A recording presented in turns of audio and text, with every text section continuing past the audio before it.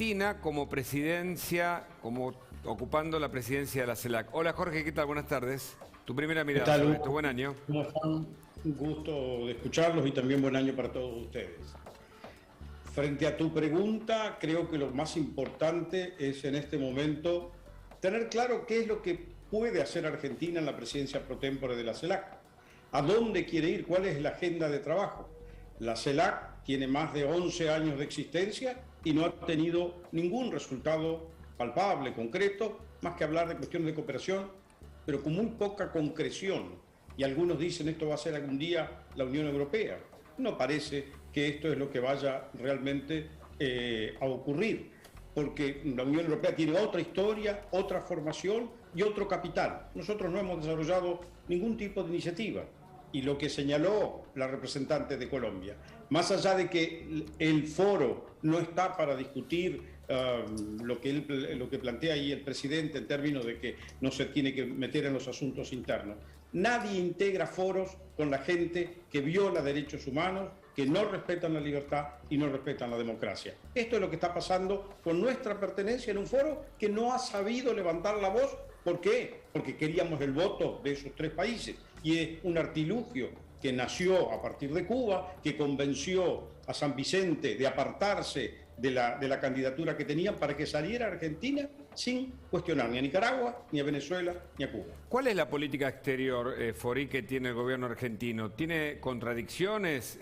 ¿Tiene un horizonte claro o va y viene de acuerdo a si habla Cristina Fernández, Alberto Fernández, digo pensando en los moderados o en los extremos? A ver, tenemos una gran confusión en la presentación de nuestras ideas hacia el exterior. Hoy, concretamente, estuvieron hablando del Fondo Monetario Internacional y agradeciendo el apoyo. Es valioso. Está bien. Suena lógico, en medio de un posible acuerdo o de una negociación. Pero la verdad es que ninguno de estos países que está sentado allí tiene relevancia en el directorio del Fondo Monetario Internacional. No son los que constituyen el capital que le es prestado a los países a través del mecanismo del fondo. Por lo tanto, a quien tenemos que persuadir es a los Estados Unidos, al Japón, a Alemania, a todos aquellos que deciden con su voto por el capital que aportan al fondo lo relevante. Y en términos de apreciación política, por ejemplo, los Estados Unidos dicen, están apoyando un mecanismo regional que excluye a los Estados Unidos y que ha tenido a lo largo de estos 10 años solo discursos... O sea que sería más bien negativo, por más que Cafiero haya hablado del tema de la corrupción, sería más bien negativo que la Argentina ocupe la presidencia de la CELAC entonces. A ver, para un país que está en este momento tratando de encontrar el beneplácito de Estados Unidos para que nos apoye en lograr un programa extendido de facilidades o algún otro mecanismo que nos permita, digamos, cuotificar todo lo que debemos, no ayuda mucho. Porque además se tomó la decisión, por ejemplo, ahora de ir a la asunción del mando de Ortega por quinta vez como presidente o quinta vez como presidente de Nicaragua, que ha sido un presidente que ha violado todos los derechos humanos, sobre todo los derechos políticos, puso preso a todo aquel que quería ser candidato a la presidencia. Así ganó las elecciones. Claro, Diego Velázquez tiene una pregunta, Jorge, por favor. Por favor, adelante. Sí, embajador, muy buenas tardes. Concretamente, uno de los objetivos declarados de la CELAC es la cuestión ambiental. ¿Se ha establecido un fondo en conjunto con la CEPAL que es solo de 3,7 millones de dólares? Con 3,7 millones de dólares, ¿qué se puede hacer? ¿Hay alguna perspectiva de que eso sea grande o es, digamos, algo solamente declarativo? A ver, siempre hay la posibilidad que una cosa así reciba más fondos. Pero lo importante es saber qué es lo que quiere hacer la CELAC. Los países que van a poner plata, que no somos prácticamente ninguno de nosotros, porque estamos todos con situaciones económicas muy complicadas, y el gran país de la economía regional, que es Brasil, no está integrando por el momento. Quizás cuando hay elecciones, hay algún cambio, lo que fuera. México, otro gran país, ellos juegan bien en el discurso, pero después sus acuerdos son con los Estados Unidos y con México, que es de donde le vienen las exportaciones, las importaciones, las remesas de dinero. El resto... Si hay alguien hábil en este juego, Felipe Calderón, que nunca niega un acuerdo con Estados Unidos, pero después juega más a la izquierda cuando habla con países como los nuestros, ¿no? Bueno, el presidente de México ha llevado adelante esta idea de tener el discurso, pero lo importante es Argentina. ¿Esto lo ayuda a Argentina? Y no, a ver, ¿qué malo estar en la presidencia? No. Ahora, ¿de qué nos sirve estar en la presidencia? Claro. ¿Qué es lo que nosotros vamos Está a lograr? sobre, digamos, valorado el hecho, usted dice, por parte incluso de los medios, tal vez, que lo han mencionado y lo estamos haciendo nosotros ahora mismo. Mire, en este momento lo que Argentina tendría que rescatar enormemente para que ser efectivos es su diálogo en el Mercosur. Esos son los socios naturales de Argentina y la coincidencia en esto es lo que nos ayudaría política y económicamente. Somos un país que hoy atraviesa una crisis de credibilidad hacia el interno y hacia el externo. Hablando de Mercosur, Gustavo Segré, representando a la Argentina y a Brasil, está con nosotros y tiene una pregunta. Buenas tardes, Jorge, un gusto. ¿Qué tal, Gustavo? Unos minutos antes que hable el presidente Fernández, dieron sus discursos los diplomáticos de Nicaragua, de Cuba y de Venezuela. Y obviamente se encargaron de criticar taxativamente al gobierno de Estados Unidos. ¿Qué efecto podría tener en un contexto así el apoyo de estos países ante una eventual negociación del FMI desde el punto de vista diplomático, si es que la tiene?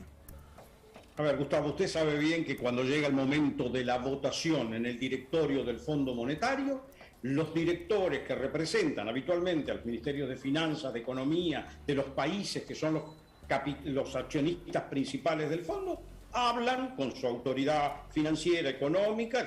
El estadounidense debe hablar con la señora Yellen y la señora Yellen debe llamar al señor Blinken. Si mirá, nos está pidiendo Argentina un poco más de apoyo, están con todos estos problemas, ya tuvimos un acuerdo que no salió tan bien, ¿qué hacemos?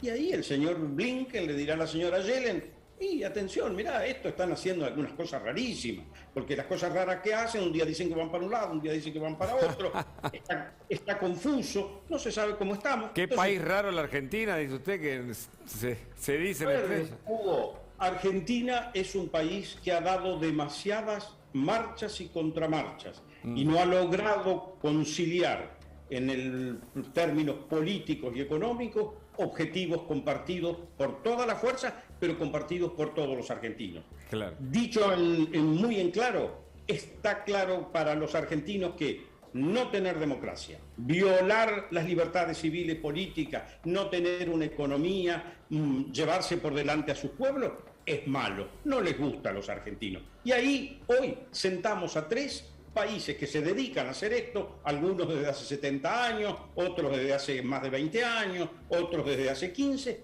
y no somos capaces de decir, mira lo que está pasando.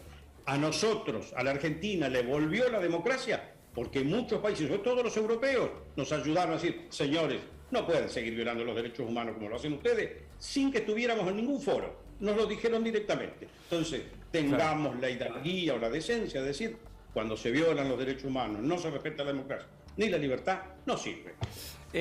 ¿Por qué la Argentina utiliza esto de la política de la no injerencia en la autonomía o autodeterminación de los pueblos para excusarse tanto en el caso venezolano, nicaragüense, incluso cubano? Hubo el principio de no injerencia que tuvo una validez hecha en los años, la mitad del siglo XX, y que es muy importante en la conformación de la política de muchos países, tiene hoy en los medios de comunicación, pero sobre todo en la realidad tecnológica que le permite a todo ciudadano, desde Afganistán a Bolivia, desde Sudáfrica a China, estar informados, conocer y además poner su opinión diciendo no me gusta. Y como dice no me gusta, esto está en contra de lo que yo quiero para mi país, para mi región. No hay forma hoy de decir que yo no puedo tener injerencia porque no quiero influir, porque la gente nos pide hagan respetar lo que es esencial y compartido por todos, comer, pensar, moverse en cualquier parte del mundo. ¿Hubo un retroceso en materia de política exterior de la Argentina durante este gobierno? Obviamente los gobiernos fijan sus objetivos de distinta manera, desde la perspectiva la personal que tengo, porque no puedo hablar en nombre de una fuerza política, pero del ejercicio que me tocó durante el gobierno del presidente Macri, creo que nos hemos apartado por completo del mundo, estamos aislados, y si uno hoy mira la lista de los países que van a acudir en los próximos días a Managua para entronizar en una nueva presidencia, es patético con quién hemos quedado unidos. Diego. Tenemos países violadores de derechos humanos, antidemocracias, desde Irán a China, a Corea del Norte. Sí, Rusia, ¿no? Rusia. Una cantidad de países que es un sinnúmero de gente que no respeta la voluntad de su pueblo. Embajador, quiero aprovechar su expertise para una cosa, porque recordemos que Nicaragua al principio no apoyaba la presidencia de Argentina de la CELAC, luego la apoyó. Obviamente hubo una negociación en el medio. Me gustaría tratar de entender qué costo tuvo esta negociación para Argentina y qué ganancia puede tener para la Argentina esta relativa o denominada, aclamada victoria diplomática. A ver, como usted ha visto, tanto la presidenta del partido, Patricia Bullrich, como el grupo internacional del PRO y otros foros, todos nos preguntamos qué es lo que estamos ganando acomodando a esta anuencia a países como Nicaragua, Venezuela y Cuba.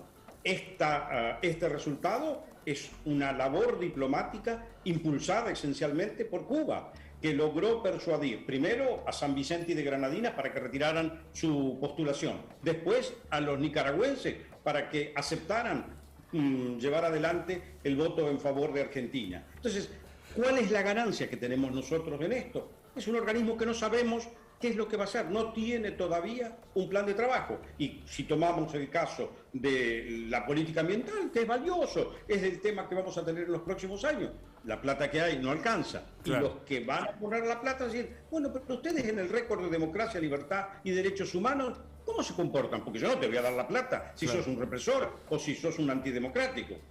Entonces, ¿para qué?